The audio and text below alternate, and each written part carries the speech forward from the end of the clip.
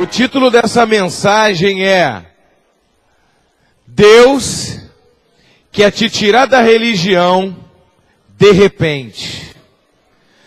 Deus quer te tirar da religião de repente. Já notaram? Jesus não veio trazer religião. Jesus é estilo de vida. Jesus não veio trazer religiosidade para a terra. Jesus veio trazer um reino. Jesus veio trazer salvação. Jesus veio trazer amor. Jesus veio trazer graça, abrir portal de graça. Jesus veio incluir. Jesus veio salvar. Jesus veio conectar pessoas ao seu reino, ao seu Pai. Amém? O problema é que quando nós somos tendenciosos a nos tradicionalizar. Nós somos tendenciosos a tornar comum as coisas de Deus. A Bíblia diz que Deus faz nova todas as coisas. A todo momento Deus está fazendo alguma coisa nova. E nós temos uma inclinação a tradicionalizar tudo. Olha o que acontece aqui em Marcos capítulo 14.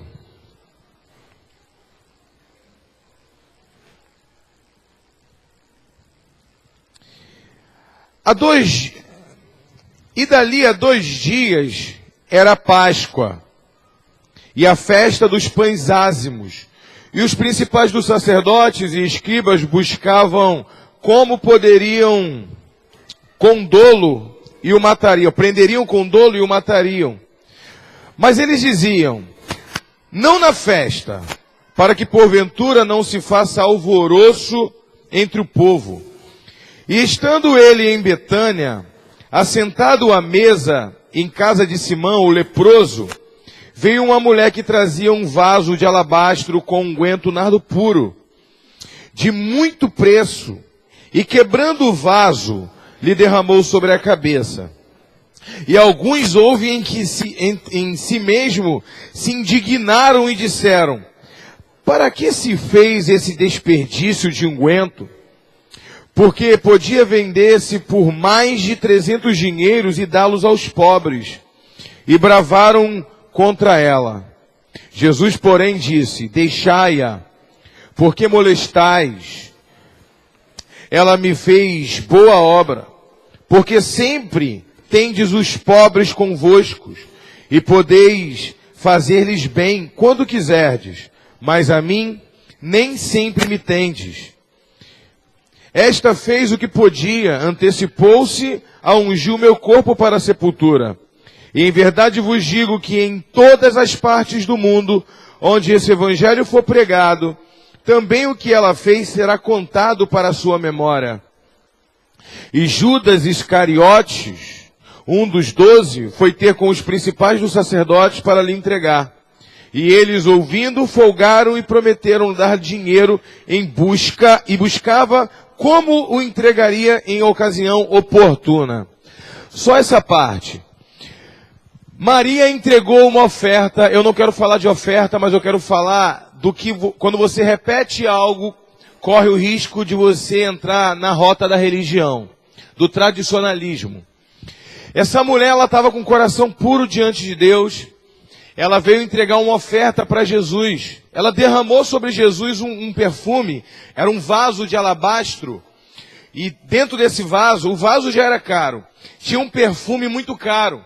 Segundo alguns teólogos, alguns arqueólogos, esse perfume hoje valeria em média de 7 mil a 10 mil reais um frasco.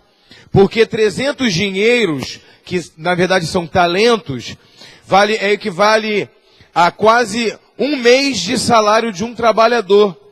Então, significa que ali tinha pelo menos 10 mil reais, no mínimo, para poder, que ela jogou em cima de Jesus. Alguns se escandalizaram. Por que esse desperdício?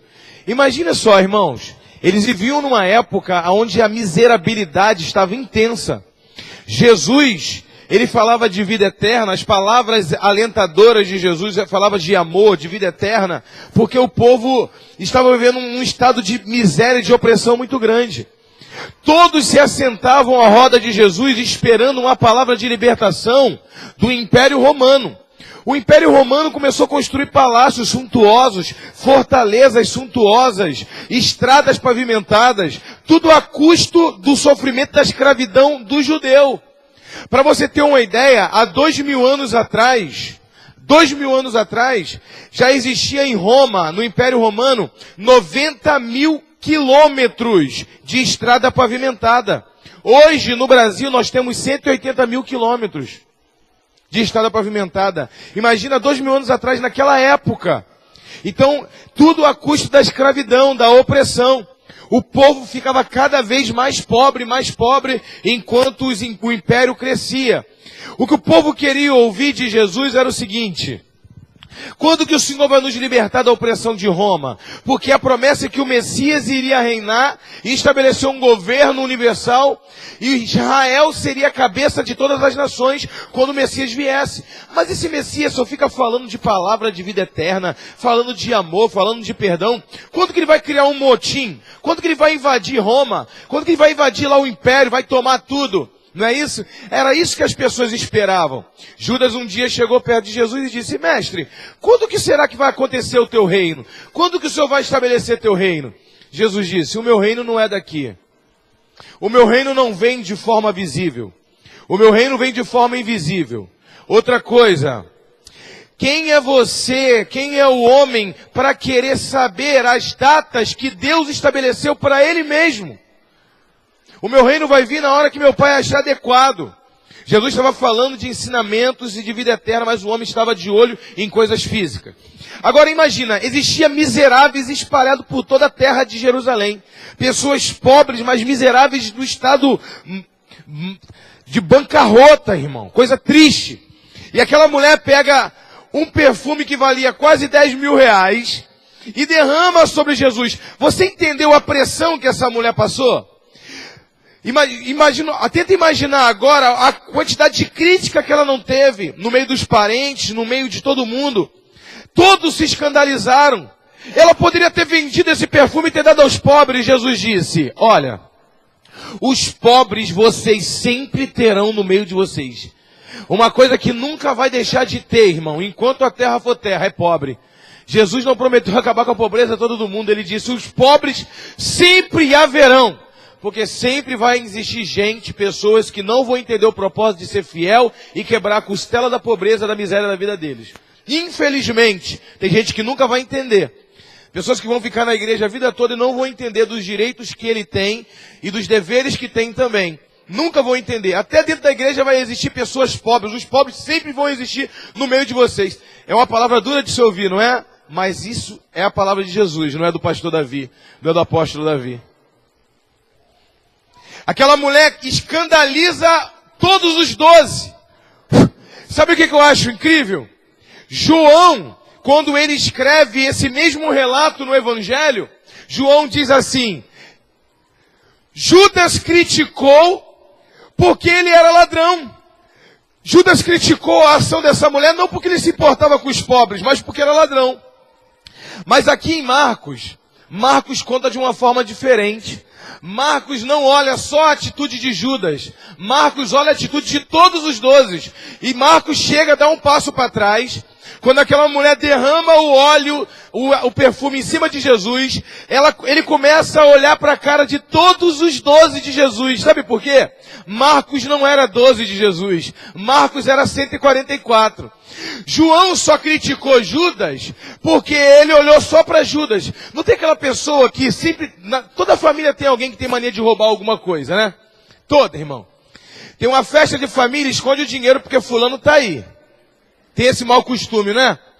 Tem aquele que é honesto, mais honesto de dar gosto. Mas quando ele sabe que o ladrão está no meio da festa, ele fala: se eu roubar aqui, vai cair na conta dele.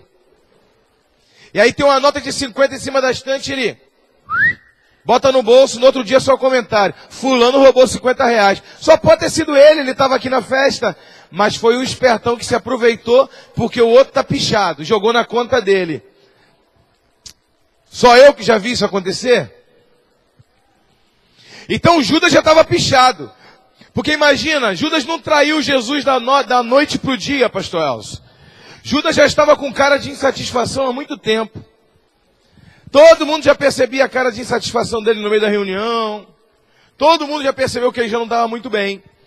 O problema é que como ele já estava pichado, a culpa já caiu em cima dele, porque ele criticou. Mas João criticou Judas. Marcos olhou e disse, todos ficaram insatisfeitos. Todos os 12 ficaram insatisfeitos. É mensagem subjetiva. Você não fala nada, mas você diz que não gostou pelo seu olhar. É igual quando uma pessoa come um limão e você sabe que ela não gostou, é azedo pela cara que ela fez. Às vezes eu estou pregando aqui, e quando eu estou pregando eu vejo algumas pessoas fazendo assim, ó. Aí eu olho no olho da pessoa, quando eu olho fixo no olho da pessoa, só vi a cara dela desentortando. Ela percebe com ela mesma, será que eu estou fazendo cara de antipático? Será que eu não estou? Quem já aconteceu isso com vocês? Eu sei que já aconteceu. Uma pessoa está falando e você está assim, meu Deus, a pessoa contando história, contando vantagem, falando que é mais importante que todo mundo. Aquela pessoa que só Jesus, tu está ali aguentando. E aí a tua cara entorta. E aí você percebe que está fazendo cara feia, tu desfaz a cara. Não é porque tu é falso não, é porque tu quer ser simpático, agradável. Aí tu fala, meu Deus, será que ele percebeu que eu não estava aguentando a conversa dele? Não é isso? Parece que o nome disso é mensagem subjetiva. Então, Marcos presenciou tudo e escreveu no evangelho dele. Marcos escreveu, e para início de conversa, o evangelho de Marcos foi o primeiro evangelho a ser escrito na Bíblia. Então João provavelmente leu o evangelho de Marcos. Então João olhou e falou assim, Marcos disse que todos ficaram, será que eu fiquei também de cara feia?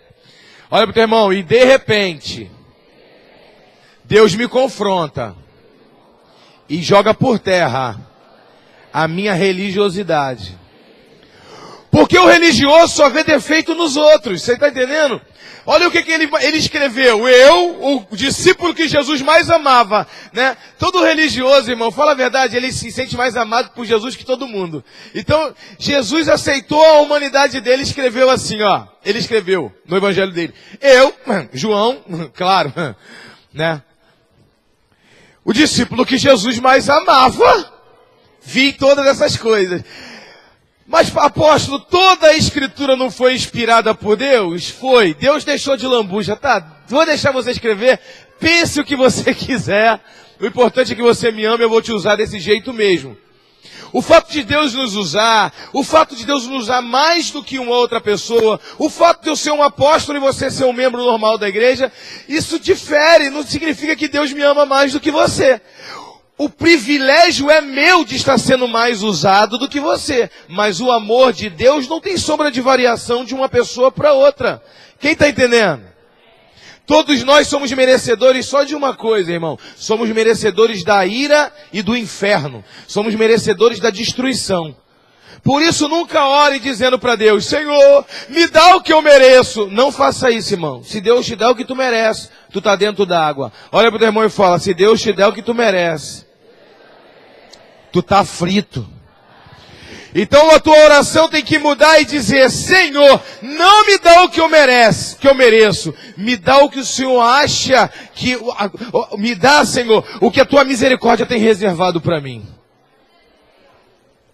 Cuidado na hora de pedir a Deus o que tu merece. Porque pode ir no pacote as coisas boas e as coisas ruins que você fez. Olha pro teu irmão e fala, cuidado. Vigia. Agora olha só que tremendo. Imagina só um 144 aqui. A gente usa essa linguagem porque é o discípulo do nosso 12, né? O 12 do 12. Ele faz algo tão de excelência que deixa todos os 12 com um pouquinho de inveja. Meu Deus, nem eu que ando com Jesus tanto tempo nem eu que sou quase um pastor, nem eu que sou discípulo mais próximo do apóstolo, tive coragem de fazer o que essa mulher fez, o que esse homem fez. Ao ponto de você fazer algo tão extravagante, ao ponto de os líderes todos da igreja esboçarem uma reação negativa a teu respeito, achando que você está querendo se aparecer. Agora, olha só que tremendo. Depois que você faz isso de maneira tão extravagante, todo mundo está se preparando para te criticar. Jesus olha e diz assim: deixa ela quieta. Ela fez isso para me agradar. Ele fez isso para me agradar. Imagina só, não estou me colocando aqui na posição de Jesus, mas no modelo, amém? E aí depois que todo mundo for te criticar, eu vou falar: opa, deixa ele quieto, deixa ela quieta. Ele teve coragem de fazer o que vocês não fizeram. Imagina, os 12 assim, ó. Tum. Então aquela mulher saiu dali como, irmão? Fala sério. Minha oferta. O pior de tudo, irmão. Escuta só. Jesus disse: os pobres vocês sempre terão com vocês. Mas essa mulher, aonde o meu evangelho for pregado por todo mundo, será contada a história dela por memória dela. Ou seja, eu estou pregando agora, eu estou falando e ela está sendo honrada nessa pregação. Mas olha o que é o perigo. Olha onde que mora o perigo. Nós podemos fazer as mesmas obras 10 vezes, mas se nós fizermos sem raciocinar, isso se torna um ativismo. É algo que eu faço sem raciocínio, de maneira leviana. Isso já tornou um tradicionalismo. E aí o tradicionalismo anula o que Deus tem para nós. Olha o que é que ela faz aqui em Mateus, volta um pouquinho, 28. Mateus 28.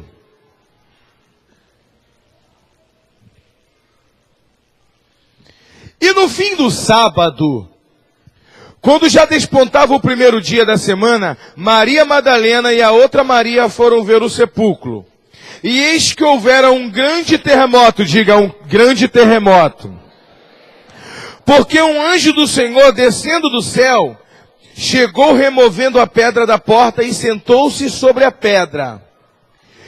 E o seu aspecto era como um relâmpago, e as suas vestes brancas como a neve. E os guardas, com medo dele, ficaram muito assombrados como mortos. Mas o anjo, respondendo, disse às mulheres: não tenhas medo, pois eu sei que buscais a Jesus que foi crucificado. E ele não está aqui, porque já ressuscitou, como eu havia dito. Vinde e vede o lugar onde o Senhor jazia. E depois, imediatamente, dizei aos discípulos que já ressuscitou dentre os mortos. Só essa parte. Em outras passagens, em outros evangelhos também fala sobre essa segunda oferta dela. A Bíblia diz que ela pega agora 2 vasos. Ela não pega um. Ela pega 2 vasos. Chama a outra Maria e vai no sepulcro de Jesus para ungir Jesus novamente. Olha o meu teu irmão e fala: a religião quer celebrar um Deus morto. Olha o que é o tradicionalismo e a religiosidade. Ela tinha feito, ela recebeu um elogio tão grande, aquilo ficou no coração dela.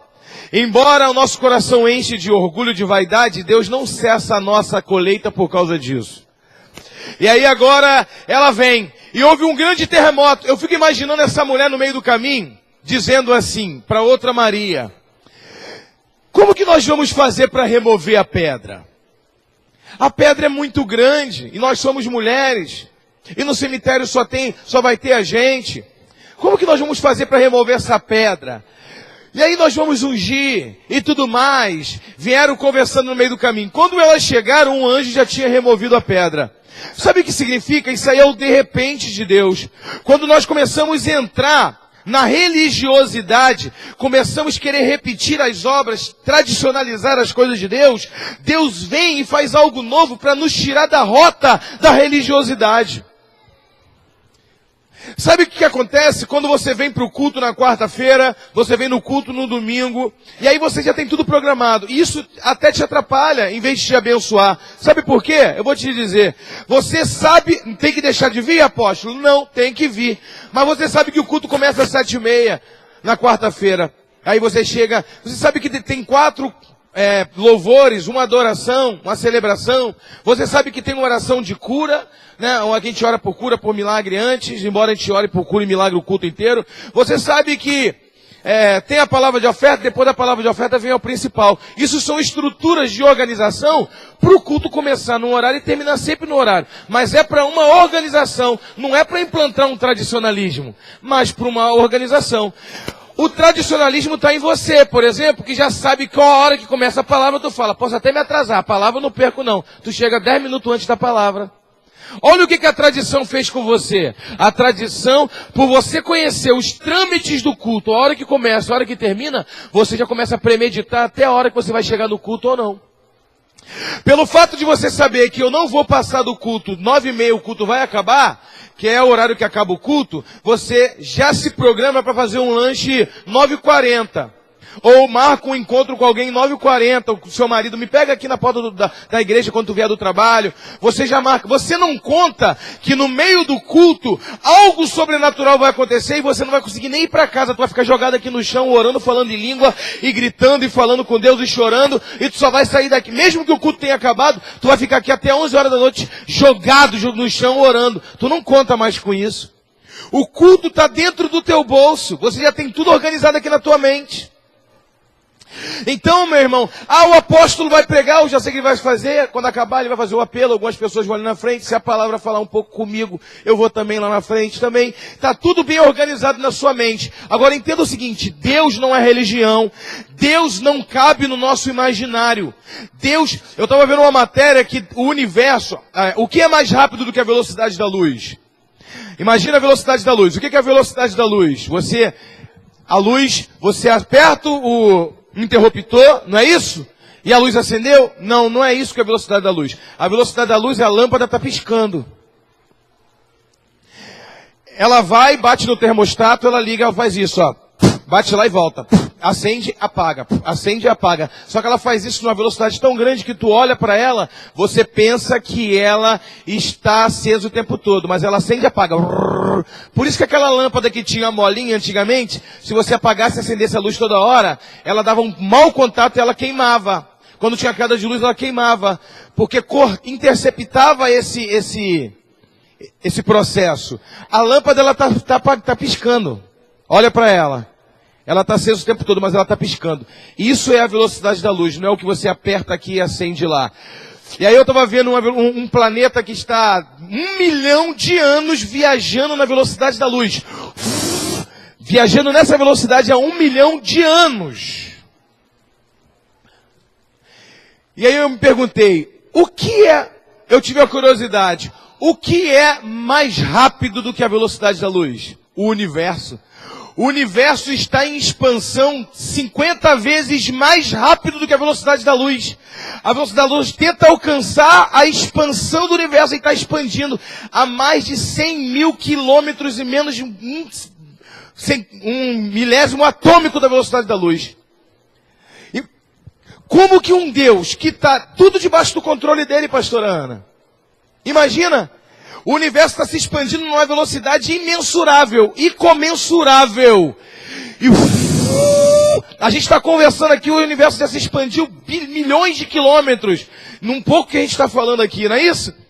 E está tudo debaixo do controle de Deus. Não está um planeta se chocando no outro, não está acontecendo uma catástrofe aí. Ao mesmo tempo ele está aqui, ouvindo eu pregar, soprando no meu ouvido, me influenciando no que eu devo falar, influenciando você a ouvir, cuidando da pessoa que está andando de moto agora, cuidando da outra que está viajando no avião agora. Ele está organizando todas as coisas, sustentando todas as coisas, e sem se esforçar para isso, de forma natural. Ou seja, sobrenatural, mas natural para ele.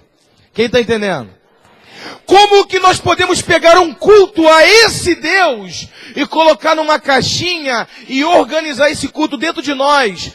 Olha o privilégio que nós temos de adorar um Deus que faz nova todas as coisas e não faz nova daqui uma semana. Do momento, ele nunca repete um ato. Ele faz nova todas as coisas. Por isso que o testemunho na vida de cada um aqui é diferente. Ele faz novas todas as coisas. Você vem adorar um Deus desse com a mesma fé de ontem, com a mesma atitude de ontem, com o mesmo psicológico preparado para o culto, como se fosse qualquer um. Como se fosse uma palestra motivacional de coach, de CIS ou de qualquer outra coisa. Quem está entendendo? Então dá uma salva de palmas para esse Deus poderoso.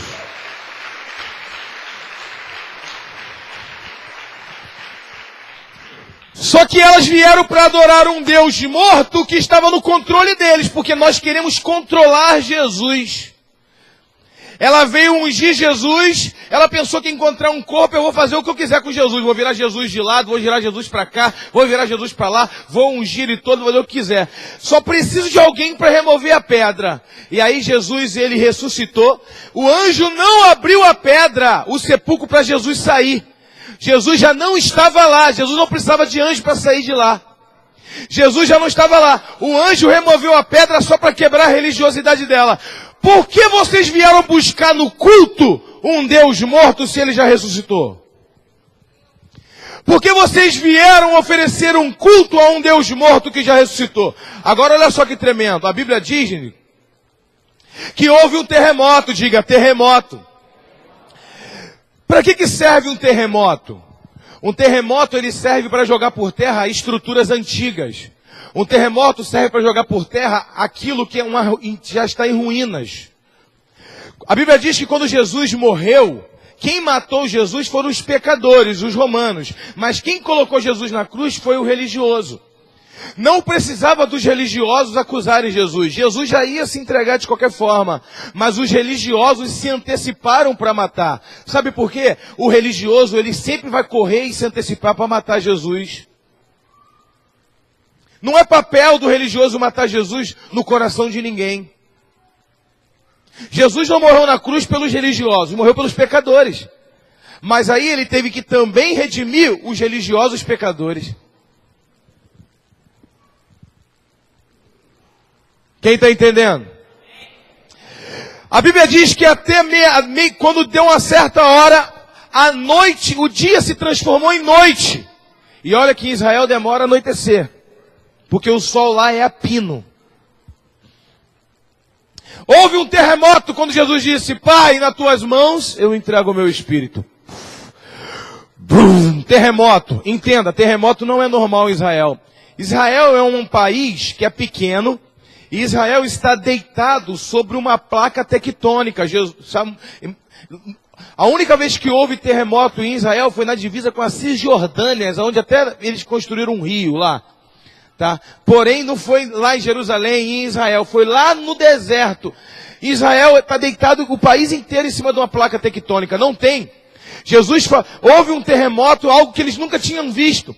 Então, o que serve um terremoto? O terremoto serve para jogar por terra estruturas antigas. Quando Jesus morreu, houve um terremoto para jogar toda a estrutura de religiosidade por terra. E trazer um novo tempo de avivamento sobre a terra. Que dá uma salva de palmas para o Senhor.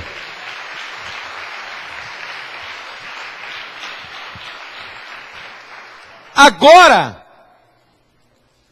o Jesus morto trouxe um terremoto, jogou por terra. A Bíblia diz que várias pessoas ressuscitaram quando Jesus morreu ali no Monte Caveira. A Bíblia diz que santos, judeus que clamavam pela vinda do Messias, que não chegaram a ver, os seus netos, os seus tetranetos, as pessoas viram, os seus bisnetos, viram e reconheceram o seu pai, o seu avô, que tinha morrido há 40, 50 anos atrás, saindo do sepulcro e andando, entrando na cidade. Olha para o teu irmão e fala, uau, isso é magnífico.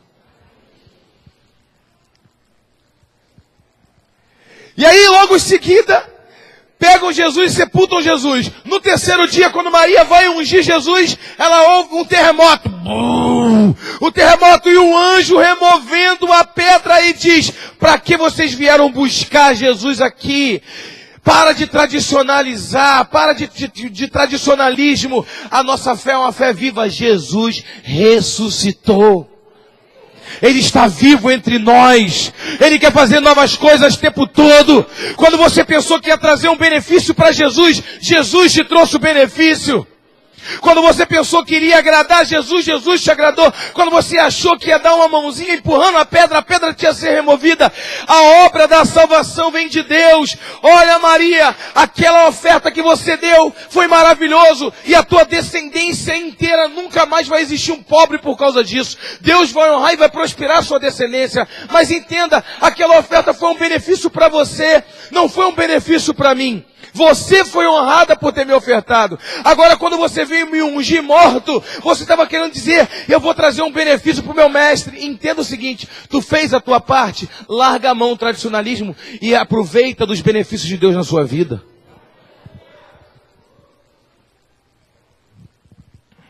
Quem está entendendo? Diga amém. A Bíblia diz que o povo estava no meio do deserto, pastor Elcio. E eles estavam começando a murmurar, reclamar de tudo, murmurando. E aí de repente eu tô com fome, caiu o pão do céu, maná, diga o pão do céu. E aí quando eles olharam, eles falaram, o que é isso? E deram o nome de maná, porque eles disseram, o que é isso? Olha pro teu irmão e fala, o que é isso? O que Deus vai fazer na sua vida? Quando você tiver, irmão, prestes a murmurar, quando você tiver prestes a reclamar, feche a tua boca, vai pro quarto, vai orar, que quando Deus fizer um milagre na sua vida, de repente, você vai olhar e vai dizer, o que é isso? Você vai ficar surpreso, porque o que é isso de Deus é algo que jamais foi visto na face da terra, é algo que só você vai experimentar. É o de repente de Deus, De repente Deus nos tira da tradição humana. De repente Deus remove uma pedra. De repente Deus faz algo novo. A Bíblia diz que Zacarias, o marido de Isabel, tia de Jesus, irmã de Maria, Isabel, já era idosa, não tinha filho. E ele era da linhagem de Arão, da linhagem de Abias. Zacarias não tinha filho. Ele foi sorteado pelos sacerdotes para prestar culto no templo.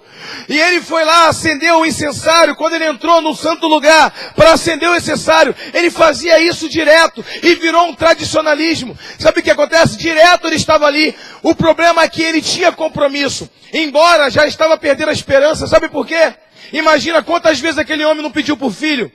Um homem oriental que não tem filho, irmãos. Hoje nós entendemos que existe a ciência e Deus pode curar o ventre, Deus pode trazer um filho. Mas uma mulher naquela época era como se ela fosse amaldiçoada. Ela carregava um peso de maldição. Deus não deu um filho para ela porque ela é maldita. Hoje nós entendemos que é uma questão científica, mas Deus pode fazer, amém?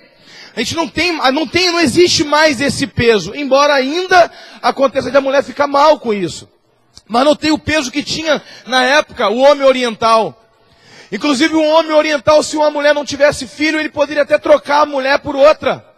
Ele tinha essa autonomia, porque ele desejava ter uma descendência. Imagina a pressão dessa mulher. Imagina esse homem como se sentia impotente.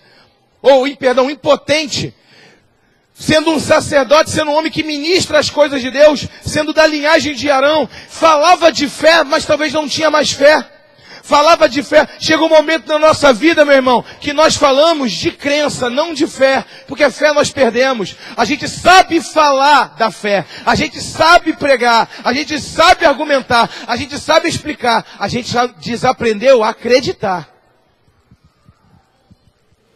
A gente sabe tudo sobre a fé, mas crer mesmo não consegue. Sabe por quê? Tu ensina todo mundo os benefícios de crer, mas você não experimenta os benefícios de crer, você se torna incrédulo. E o pior de tudo, um incrédulo litúrgico, um incrédulo que sabe ensinar sobre a palavra, mas é incrédulo. Sabe pregar, falar bonito, articular, abrir a Bíblia diz isso. Sabe o que é o maná e nunca comeu? Sabe o que é o mar vermelho, mas nunca pisou numa terra seca? não sabe nada, explica sobre a Bíblia, mas não consegue viver. Imagina, esse homem entrava todo dia no templo e dizia: meu Deus, estou aqui, mas eu estou sem fé, estou aqui para cumprir um protocolo. Eu vou na igreja porque eu sei que o apóstolo vai ligar para mim e vai dizer: por que não vem para o culto, meu filho? Eu sei que a minha líder vai falar. Eu estou aqui sem esperança. Eu dou célula, mas eu não acredito mesmo que Deus vai fazer um milagre na minha vida. E aí nós colocamos Deus numa caixinha das nossas experiências que não tivemos. Nós diminuímos Deus ao nível das nossas experiências. Se a vida toda você está orando por uma cura e tu nunca foi curado, você até ora para uma pessoa que está enferma, mas tu fala: se Deus fizer, sorte dele, porque eu não acredito. No teu interior, no seu subconsciente, você não acredita. Deus vai te prosperar! Você está a vida toda passando luta financeira, tu fala: se Deus fizer, sorte dele. Pode até ser coincidência, eu não acredito que Deus faça. Nós diminuímos Deus ao nível das nossas experiências que temos ou que não temos com Ele. Quem está entendendo? Olha para o teu irmão e diga: misericórdia. Eu quero romper. Eu quero crescer. Viver o sobrenatural. Uma salva de palmas para o Senhor.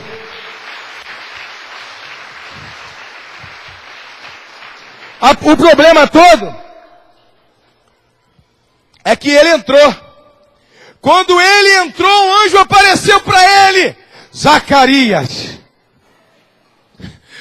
Diga: de repente. De repente.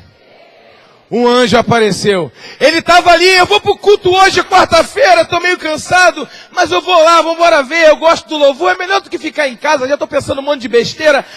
Eu tenho compromisso, mas eu não estou com a minha fé muito forte. Mas eu vou. É melhor do que eu ficar em casa, né? Vamos lá ver. Deixa estar para ver como é que fica. Fui sorteado? Fui. Então me escala que eu vou lá fazer a manutenção do templo. Hoje é o meu dia da macrocélula orar na igreja, meia hora. Eu vou lá. Melhor, não vou não, vou pedir meus discípulos para ir, eu vou ficar em casa. Vai lá, meu discípulo, olha lá. Meu irmão, olha para o teu irmão e diga: faça a tua obrigação. Porque de repente, Deus te surpreende. Sabe o que é magnífico?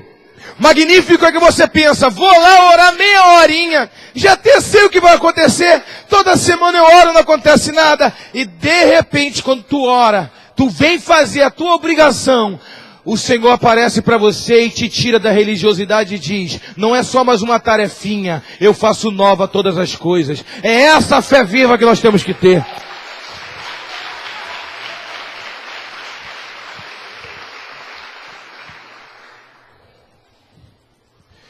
O anjo apareceu e disse: você vai ser pai, a tua mulher vai ter um filho, dará o nome dele de João, e você vai ficar mudo até a criança nascer, porque a promessa é minha, mas você não está recebendo pela tua fé, mas tu está recebendo pela minha fidelidade.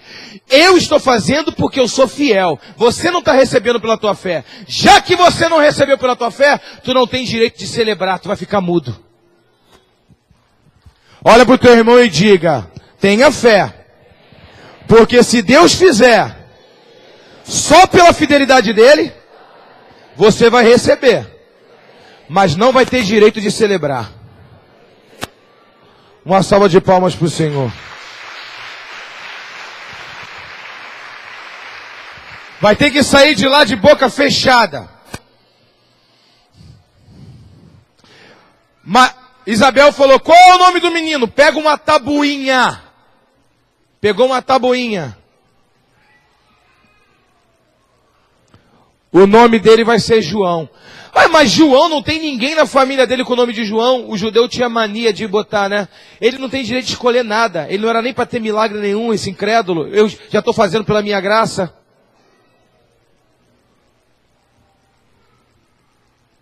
Esse é o problema, irmão. Deus faz porque Ele é fiel. Deus faz porque Ele prometeu. Mas quando a promessa de Deus se alinha com a nossa fé, nós temos o direito de viver o melhor da promessa. Deus não quer fazer promessa na sua vida para calar a sua boca.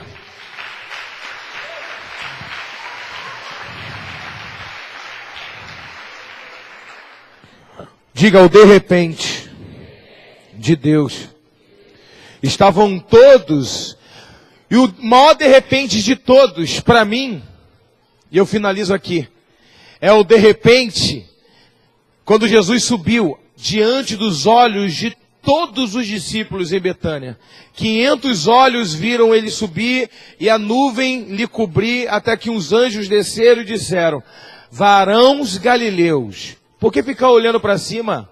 O mesmo Jesus que subiu, ele vai descer. E eles se desfizeram. 10 dias, diga 10 dias.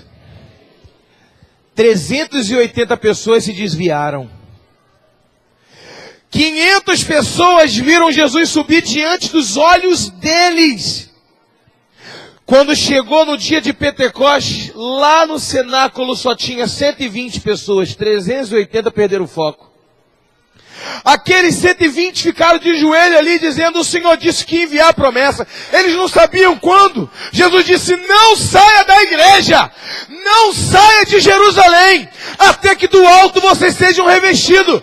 Não saia de Jerusalém. Fica na promessa, fica, mesmo que esteja desanimado, mesmo que você não esteja bem, vá para a igreja, vá para a célula, vá para o teu quarto orar, porque o Senhor prometeu. Não saia do compromisso, busque o Senhor, busque o Senhor. E de repente estavam todos, digam todos, reunidos no mesmo lugar.